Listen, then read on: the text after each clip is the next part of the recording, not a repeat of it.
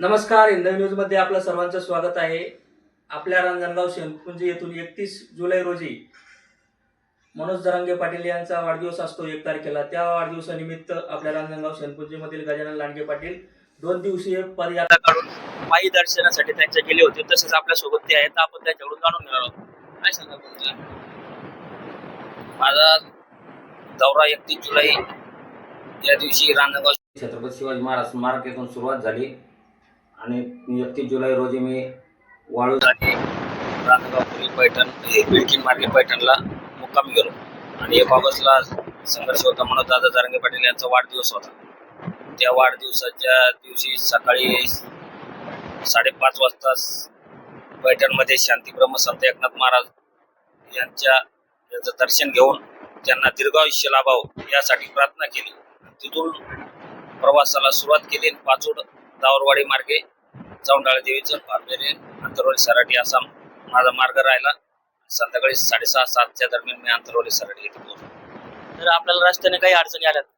अडचणी तर थोड्याफार अशा शारीरिक अडचणी तर आल्या, पण बाकी चहा पाण्याच्या जेवणाच्या त्याची व्यवस्थाच्या बाबतीत अडचणी काही आल्या नाही. समाज बांधवांनी रस्त्याने भरपूर माझी काळजी घेतली आणि भरपूर त्यांनी माझ्यासाठी व्यवस्था केली. तसेच आपल्या पायी जाण्याचा उद्देश काय होता?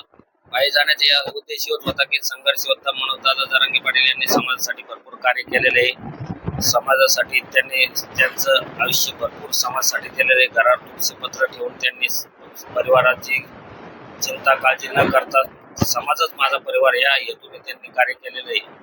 त्या कार्याच्या याच्यातूनच आपण थोडं काहीतरी त्यांच्यासाठी करू शकतो या भावनेतून मी 2 दिवस पदयात्रा काढली होती. तसेच रस्त्यांना पाऊस वगैरे काही आपल्याला लागला होता? पाऊस तर पहिल्या दिवशी 31 जुलै रोजी पाऊस तर इथून तर बिडकीनपर्यंत चालूच होता, पण तिथून पुढं पाऊस मग पैठणपर्यंत. दुसऱ्या दिवशी मी शेवटपर्यंत पाऊस काही आला नाही. तसेच पाऊस आपल्या न पडावं यासाठी आपण काय करून गेला होता तिथून? इथून फक्त मी माझं रेनकोटचं अंगात घालून गेलो, बाकी काहीच नाही. पायात काही नाही. पाय चप्पल वगैरे काहीच नाही. मग आपण नाश्त्या पाण्याची व्यवस्था कशी केली? नाश्ता तर मग इथून तर रस्त्यानं भरपूर बांधवांनी हे केलं. रांजणगाव पुरेमध्ये बी चहा पाण्याची नाश्त्याची व्यवस्था केली होती. बिडकीनमध्ये बी झाली. डबल रात्री सरवाडीमध्ये बी ते माऊली हॉटेलवाले त्यांनी बी जेवणाची व्यवस्था केली. पुढं पैठणमध्ये बी जवळपास 7 वाजल्यापासून संपर्कात होते ते गोविंद सिसोदे त्यांचा सर्व टीम आहे. त्यांनी तिथं पैठणमध्ये रात्री 11-11:30पर्यंत जाऊस तर ते घरी गेले नाही. त्यांनी तिथं माझी वाट बघत बसले. डबल मी तिथे गेल्यानंतर त्यांनी माझं स्वागत सत्कार केला. डबल मला रूम करून दिली भक्त निवासमध्ये. भरपूर काळजी घेतली त्यांनी. कोणतीच काळजी नाही. दुसऱ्या दिवशी 1 ऑगस्ट रोजी बी रस्त्याने भरपूर ठिकाणी चहा पाण्याची व्यवस्था झाली. डबल चौंडाळा गावापाशी त्या भांबेरीच्या अलीकडे चिंचाळा फाटा म्हणून आहे, तिथं बी ते शेतकरी बांधव होते. ते ताई होते, येवले आडनाव होते, येवले बांधव म्हणून आहे. त्यांनी बी जेवणाची व्यवस्था केली. तसेच जरांगे पाटलाला आपण ज्यावेळेस भेटलात तर काय बोलले?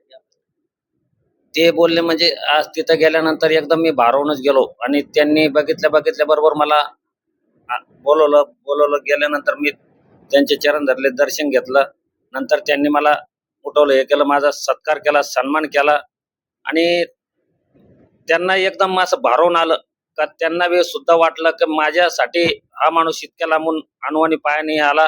तर एकदम भारावून गेले ते बी आणि त्यांनी माझा सन्मान योग्य रीतीने सन्मान केला माझा.